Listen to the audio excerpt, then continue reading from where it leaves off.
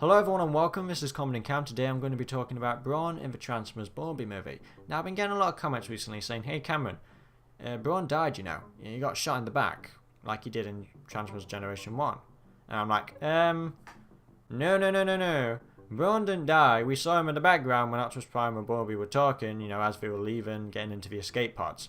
So yeah, I don't understand why people think Brawn died. Of course I can understand it, you know, watching in the theatre, so much is happening in that scene, it really does go kind of fast when you really think about it. So it's kind of like, yeah, you're going to miss some characters in the background because you're focused on like Optimus Prime and Bumblebee talking, and you've got Soundwave, Starscream, Shockwave, you know, all the Decepticons in the back. There's so much going off in just 5 minutes, it can be kind of hard to keep track. But I managed to keep a good eye, and yeah, Brawn does survive. The only character that really does die is the character that we see get blasted in front before Optimus Prime does his classic Generation 1 movie pose. He's like, I'm fabulous. And he shoots and he knocks down Thundercracker, and then we see RC still fighting in the background, Wheeljack, all of them, and then as they're going up to the, you know, escape pods, we see them all in the background. Now people have been saying they see other characters, and that's all well and good. We'll just have to wait really until the Blu-ray, until we can like get a good close eye on them. Now yes, there are different Autobots in that scene, but Travis Knight said that we will mostly recognise like RC, Ratchet, Ironhide, Cliffjumper, etc. He said they are the main standouts.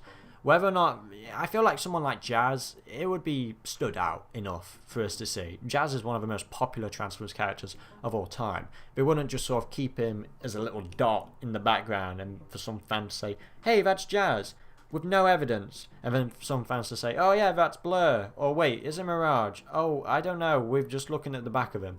Of course, like, it's fun to speculate, you know, that's kind of a whole joy of this, but it's kind of like, we don't really know, and we're going to have to wait until the Blu-ray to really look in detail, because you can't say in the back, like, hey, could you just pause the movie while everyone's enjoying it, having a great time? You just like, pause it, and you need to check, is that Mirage? Is that Blur? Is that Jazz? Oh wait, no, never mind, guys, continue playing, sorry. Sadly, it don't work like that. It'd be great, but yeah.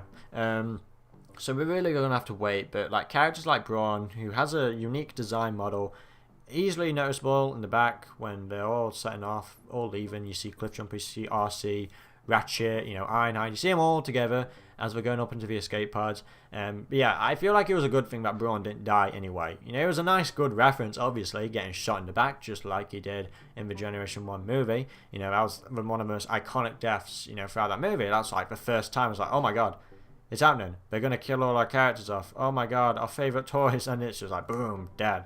You know, it's like really amazing that we went into that kind of, you know, detail, that little touch, you know, because most fans in the audience who got into the Michael Bay movies, they won't know that. They won't know that if they've never watched Generation 1 before. They've probably heard of it, but they've never probably watched the original movie or whatever, and that's all well and good. But for me in the theatre, sitting and watching that and just thinking back on how great that scene was, I noticed all the little touches, like Teletron 1 in the background when Optimus Prime and Bumblebee are talking.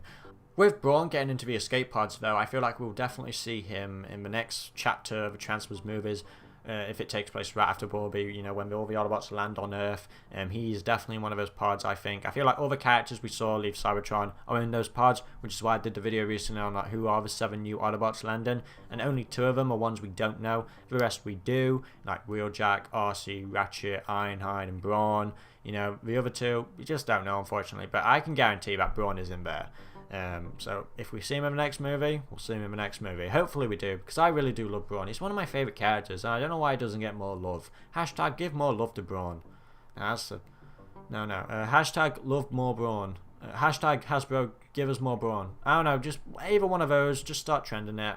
But yeah, no, really great seeing that. We're same with RC as well. You know, even though she wasn't originally from the season 1 and 2 cartoon, it was good to just include her. You know, she was a new character from the Transformers movie, and it was really nice adding her in, you know, throwing in, giving her a bit of diversity a little bit. Give us a female, you know, Autobot. Let's see RC in action, how she should look, not just like an anorexic bike. Let's actually give her her original look. Really great seeing them all together, especially the designs. I cannot wait to see the CGI models for those designs. If they do it on the Blu-ray and they do like a rotation kind of thing, please just do that. I want to see concept art.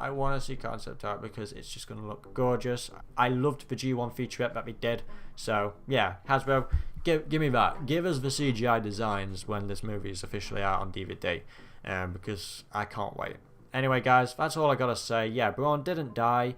Thankfully, it may have looked like it, but trust me, he didn't die. We saw him in the background. If you watch the movie again, look very, very carefully. You can see his tiny little legs, in the background, just as Optimus Prime is talking to Bumblebee. So hopefully that cleared a lot of things up. So go watch the movie again, give it its money, and check it out if you don't believe me still. Anyway, guys, this has been Common and Cam. If you've enjoyed, be sure to like, comment, subscribe, and click on that notification bell to get all updates, especially on Transformers, instantly. Until my next video, guys, this has been Common and Cam, and goodbye.